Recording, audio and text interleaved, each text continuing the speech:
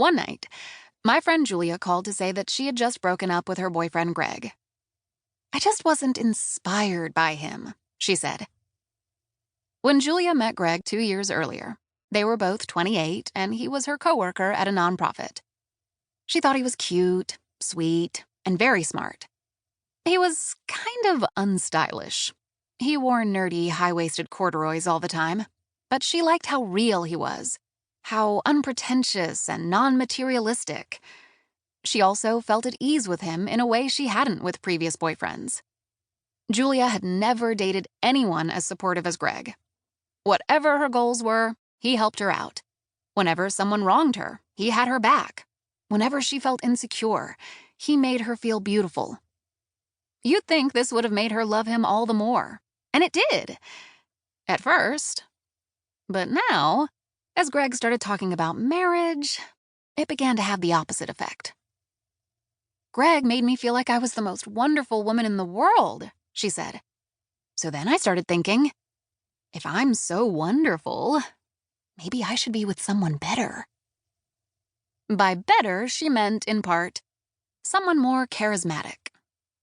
Greg could be shy and somewhat insecure in social situations, while Julia was confident and outgoing. Julia was quick with the one-liners, while Greg had a more subtle sense of humor. Greg came from a more modest background than Julia did, so he didn't always share the more sophisticated references that came up with Julia's friends in conversation. Meanwhile, thanks to Greg's encouragement, Julia had risen up the ladder at work and eventually earned more money than he did. Not a lot more, but it made Julia uncomfortable. "I want to work," Julia said, "but I don't know. It's not how I imagined my marriage would be." When I asked how she imagined it, she let out an embarrassed sigh. "Honestly," she said, "I guess I want my husband to be more of a go-getter." I pointed out that Greg was sweeter than anyone she'd dated, especially her last boyfriend, the ambitious lawyer who often forgot to call her when he said he would. Greg was loving and reliable. He was passionate about his work. They had great sex. They shared similar interests, especially because they worked in the same field. They had a lot of fun together.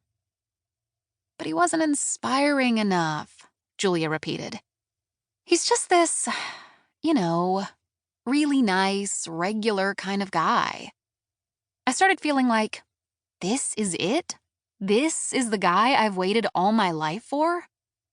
I'm worried that long-term I'm going to outgrow him. I'm going to want more. "More what?" I asked. The phone line went silent for what seemed like a long time. "More like I imagined," Julia said. "He just wasn't husband material." And with that, another great guy bit the dust. Or did he? What were people looking for in a husband nowadays anyway? Anything but boring. Not long after my conversation with Julia, I got together with 5 20-something single women at a bar in Los Angeles and asked why it's so hard to find husband material. Their consensus? We'd like a guy, but we don't need a guy. So why should we lower our standards? "I'd rather be alone than settle," said Olivia, a 27-year-old web designer. "I've had annoying roommates in my early 20s, but I can't imagine having to eat all my dinners and sleep in the same bed with a male roommate who happens to be the husband I settled for." The others nodded. "I don't know about you," Olivia continued, half joking, "but I would need to love someone very deeply in order to brush my teeth 2 feet away from where he's taking a dump every morning."